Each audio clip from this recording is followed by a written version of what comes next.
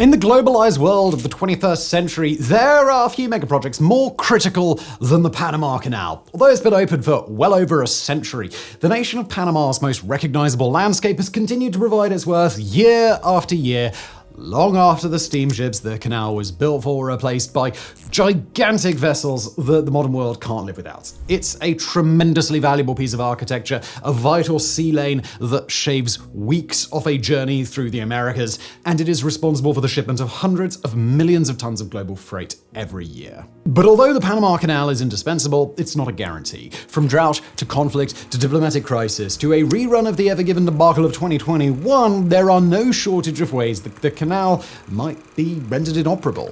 But that's going to be a major problem, because when one of the world's most critical shipping lanes goes offline, the results aren't just a headache. Render the Panama Canal unusable, and many trade experts say the world would be thrown headlong into crisis. So today we're going to dig into the staggering implications of a Panama Canal shutdown and what such a collapse would mean for the entire global economy. In a world that relies on a few key megaprojects above all others, a surprise shutdown of the Panama Canal could spiral into a worldwide catastrophe. So let's explore just what it means if a megaproject falls apart when the whole world assumes that it will endure.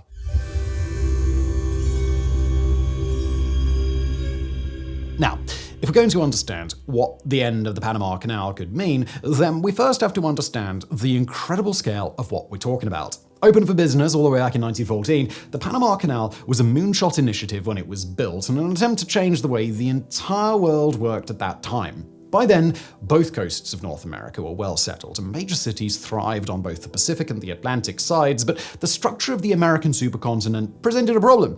With ships only really able to navigate the frozen Arctic North and no breaks in the supercontinental landmass from Alaska to Argentina, getting supplies or people from one side to the other was a hell of a task. If a ship was steaming from Boston to San Francisco, it would have to travel all the way back up the other side, while a ship steaming from San Francisco to Boston would have to do the entire trip in reverse. It's a really long way. Depending on weather conditions, a best-case voyage could take 2 to 3 weeks, but the reality was typically far worse. The alternative was to send shipments over land, but attempts to do even that on the narrow land bridge of Central America proved to be far more trouble than they were worth. Fast forward 100 years, and the Panama Canal has become a cornerstone of global trade.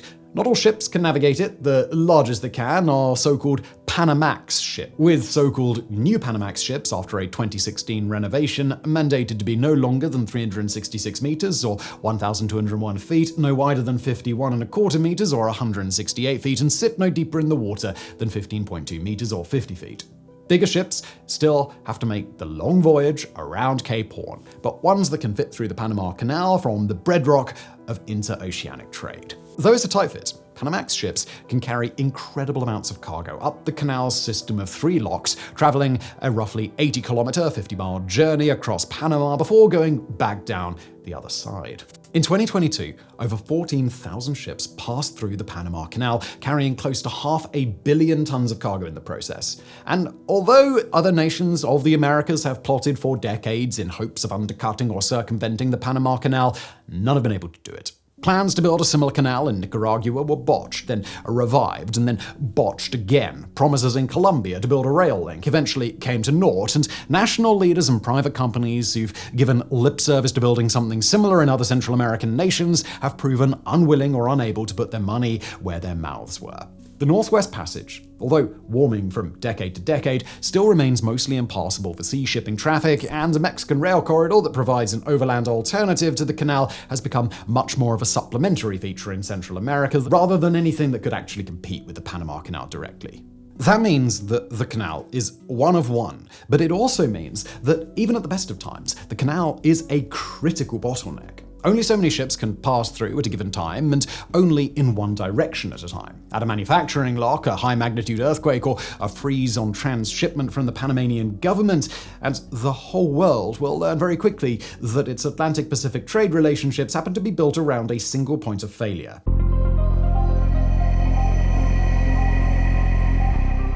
The relationship between global trade and the local and sometimes even minuscule factors that govern the Panama Canal were put on full display last year, actually. In 2023, the canal was forced to slash its rates of ship crossings, tumbling from the usual rate of 38 daily bookings to 25, and then all the way down to 18, less than half of the typical traffic expected to make the crossing. The issue at hand was a historic drought in Panama, where Garten Lake, a water body that's absolutely critical for the canal to function, was at its lowest water level ever at the start of the most recent dry season. Not only was rainfall far less frequent, but it was far less regular and predictable than usual, with hot temperatures sucking away even more water from the lake than was already liable to disappear over the following months. It's wet season, again, in Panama at the time of writing, but the drought lasted half a year before showing signs of abatement, and even now, in August of 2024, time of writing, it'll be at least another month before the canal is even close to returning to capacity.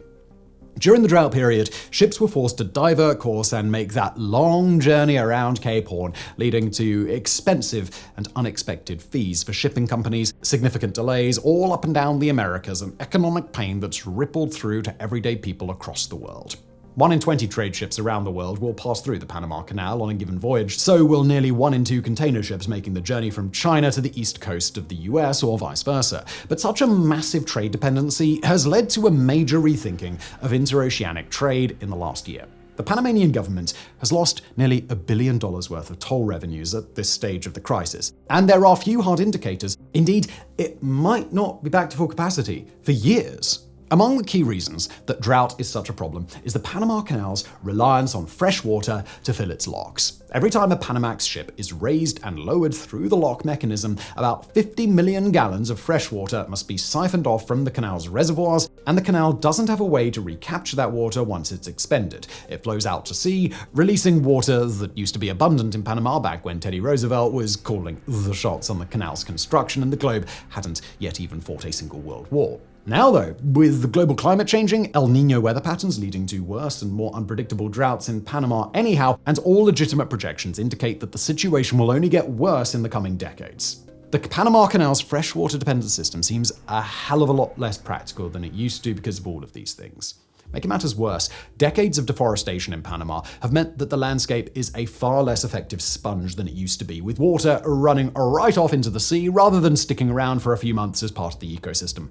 The Panama Canal's own administrators are deeply familiar with the issue, but without the help of favorable weather patterns, they can't do much about it. Panama is a narrow strip of land surrounded by open ocean, where it makes little sense to bother trying to pump fresh water from elsewhere on the isthmus. While Panama and other supporting governments could conceivably spend incredible amounts of money to build a system that pumps seawater into the locks instead, that would have the unwelcome side effect of annihilating the Panamanian natural ecosystem and salting a critical reservoir that millions of Panamanians rely on in order to get clean water. Just as underwhelming as the water levels in the Panama Canal itself are the levels of confidence that the global shipping industry is showing, or in this case, isn't showing, around the idea that it's moved to a state of rebound. Per the shipping analytics group Marine Traffic, ships have been reticent to return to the canal even though it's back at a capacity where it could support them. In particular, ships that carry liquefied natural gas, or LNG, and dry bulk ships carrying food commodities like grain have transited the canal over the last couple of months at rates between 2/3 of their pre-drought average and as low as 50%.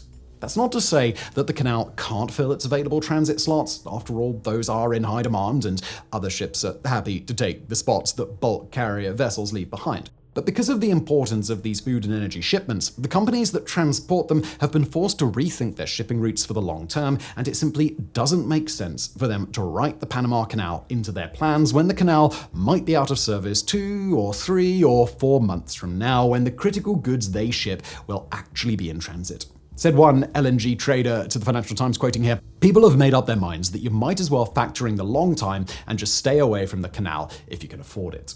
And beyond just drought, there are a range of other variables that could see the canal shut down if they're messed with in just the wrong way. Central America, Panama included, is known for its natural disasters, including rare but damaging powerful earthquakes, flooding, windstorms, and frequent landslides. Damage to any of the canal's locks, let alone several at a time, could by itself shut the canal down for weeks or months. Now, we've already mentioned the potential for accidents like 2021's Ever Given catastrophe, when a massive container ship of that name skewed sideways in the Suez Canal and obstructed that critical trade route for nearly a week. The Panama Canal is very narrow. It's a place where Panamax-sized ships have to be guided along against the outer canal walls, and quite frankly, it's a miracle that major accidents don't happen more often.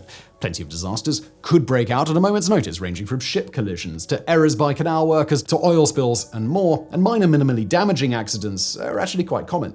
And there are also geopolitical factors to consider, either that the Panamanian government could choose to exert its leverage by unilaterally cutting off access to the canal, or that it could be encouraged to do so by its critical partners, particularly the United States. In recent years, think pieces and analyst assessments on rising US tensions with China have pointed out, not infrequently, that America's leverage over the canal could be used to boot out the many Chinese ships that rely on it for trade purposes. The US retains the right to defend the canal via military force, with or without Panama's approval, so while that spectre is unlikely to become real on any given Tuesday, it's not conceivable that a moment of high global tension could see the canal shut down or made an exclusive zone for the US and its allies. If one thing is clear in aggregate, it's that global shipping companies have less faith in the canal today than they've had in the past. The lines outside the canal are getting longer. So long, in fact, that it's worth companies' time to figure out whether it might just be easier to go around Cape Horn. Panama's fees have also gotten higher, and ships are forced to pre-book their slots on the canal well in advance, meaning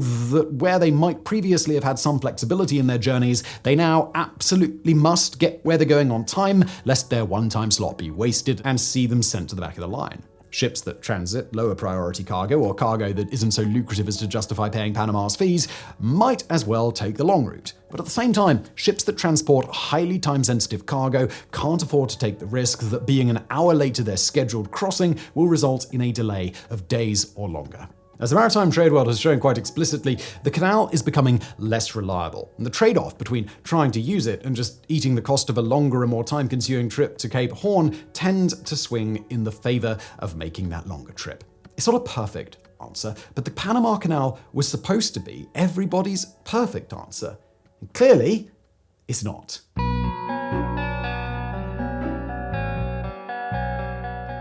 So, with the increasing risk that the Panama Canal could become unusable in the future, we now move to the second part of the question. What would a Panama Canal shutdown actually mean for the world? As we've explained, the Panama Canal is, in essence, one of one. Mexico's interoceanic corridor works well in a supplementary role, hauling overland traffic once it's offloaded from ships, but the interoceanic corridor has nowhere near the capacity needed to handle the traffic that travels through the Panama Canal on a daily basis. There is no alternative option, and there's no way to eliminate the need for interoceanic shipping either. For ships that rely on the Panama Canal to do their business, a full and permanent shutdown would result in a series of immediate problems. Those ships would have to make a quick decision, traveling all the way down and back up the South American coastline in order to get where they're going. These ships would then have to make a quick decision about whether to take the long way round. That's a delay that would likely take several weeks to accomplish, and as the world has learned during the many trade disruptions of the last several years, shipping delays, shortages, and rising costs only increase from there. Much of the Panama Canal's traffic is made up of imports to the United States, and Uncle Sam would likely feel the brunt of the economic pain, although countries and companies that make a killing off of fueling America's appetite would also face major issues. The closure would likely ripple through global finance and industry and would risk setting off a panic that could see stock crashes, intense pain for the impacted companies, and perhaps even a recession. But even though there's really no way to spin a Panama collapse as a positive, we do have to emphasize that if the canal were to go offline in the mid-2020s, then that would actually be some pretty decent timing.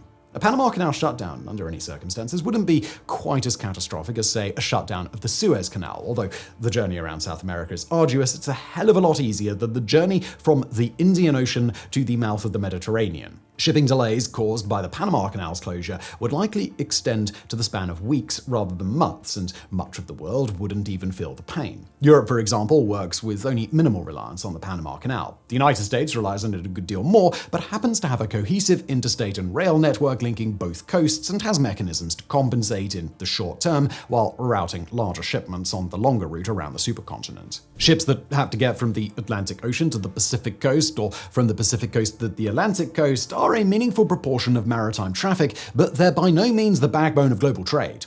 Perhaps even more important is the broader reality that global shipping has been forced into resilience over the last several years. From the Ever-Given mishap to the Panama Canal's drought to port closures, lockdowns, missile-firing rebels, and more, global shipping has had to become increasingly resilient. And even if that change didn't happen voluntarily, the companies and countries involved are now ready to reap the rewards. Sea trade supply chains know how to recover at this point. Shipping companies are now a whole lot better at budgeting for unexpected obstacles, and companies that used to feel pressure to slice any wasted minute off their journeys just for the sake of efficiency now are asking themselves whether their cargo is actually that important or whether a longer journey might save them headaches at a failure-prone bottleneck. If the Panama Canal shuts down tomorrow, shipping companies and insurers would certainly complain, and pretty loudly, but in the grand scheme of things, they have the contingency plans and they have the backup options to navigate the situation pretty well. And if the Panama Canal is going to go offline, then better that such a thing happens now, after the last 100 years of trade have been taken care of. Unlike the prior century, ships can entertain the possibility of northern passages through quickly melting Arctic waters that were previously impassable due to sea ice, and Arctic nations, especially Russia, are readying quickly for this possibility. There are plenty of problems involved. Sea ice can be treacherous, the terrain is new to the vast majority of captains, and the politics of the high north will take some massaging in order to become workable. But from the changing climate to the changing world order, these are all problems that will begin to be resolved in a few more years' time rather than in a few decades. And when those sea routes open up, a shortcut through Panama won't be the only way to avoid Cape Horn. China in particular is expected to take great interest in the sea route, a step that could potentially eliminate a high proportion of the existing pressure on the Panama Canal in the process. So, if the canal were to become unusable today, the result would likely be quite a bit of head-scratching to work out temporary solutions, some major uproar in the press and panic in the markets, and perhaps a bit of an extended stock market tumble as a fitting send-off. But as for catastrophe, well, that's simply not very likely. All love to the Panama Canal, but it just ain't that important. The world will recover, it will move forward, and potentially in the span of a decade or less, newly opened shipping routes may make the canal increasingly irrelevant anyhow. But in today's world, the canal isn't irrelevant, and although the hypothetical that we pose today has been rather neatly diffused, it's worth asking a second and perhaps more important question. After all, the Panama Canal is changing. It's becoming less passable for ships overall, and especially less useful for the big boys. And while the world could survive without it, the world would also rather have it available than not. So rather than asking what would happen if the canal was rendered permanently inoperable tomorrow, it's worth asking what the world can do to accommodate the imperfect and somewhat deteriorating canal as it is today. Well, first, there are the steps potentially taken by its host nation. Perhaps one way that Panama could still keep its waterway useful is to fiddle with toll prices in order to optimize it for a particular sort of vessel. After all, supply and demand work strangely around the Panama Canal. If the demand is high, wait times get longer, and the ships that operate on the tiniest timetables actually have to pursue other options lest they get caught up in unexpected delays or narrowly miss their scheduled window for a crossing. Setting prices higher has its costs and benefits, no pun intended, but in an ideal world, it may trim off a substantial portion of the shipping traffic that currently uses the Panama Canal because it's convenient, but not because it's necessary. To customers who need what they need ASAP, paying higher fees is far less of an obstacle than it would be for container ships carrying cargo that can just wait a while. Also up for discussion in Panama are options to raise water levels more permanently, potentially drawing on other bodies of water in the country or investing in large-scale desalination in order to pump seawater in without destroying the Panamanian ecosystem or salting millions of people's drinking water. But the desalination option is very costly. The option to divert other water would have a long list of knock-on effects, and neither of those might be worth it relative to the costs involved with just making a higher proportion of ships go around the bottom. Also on the table are steps that the rest of the world could take in shifting the way the Panama Canal is employed for the long term. One such option is to keep it in reserve as an emergency passage and build expectations that normal traffic will simply have to incorporate longer transit into their schedules. In urgent situations, like say diverting mass amounts of grain, fresh water, or humanitarian supplies to support a catastrophe relief effort, or getting a naval fleet to a crisis zone as fast as possible, the Panama Canal is still a very important asset to have, and without so many ships being raised and lowered from the locks on a daily basis, the canal will become much more resilient to drought, even in dry years. Of course, Panama will have something to say about losing out on a key source of revenues, but the diplomatic wrangling involved with, say, countries pitching in to pay a flat fee for the canal's maintenance might still be worth it, and day-to-day high-priority traffic could still find its way through.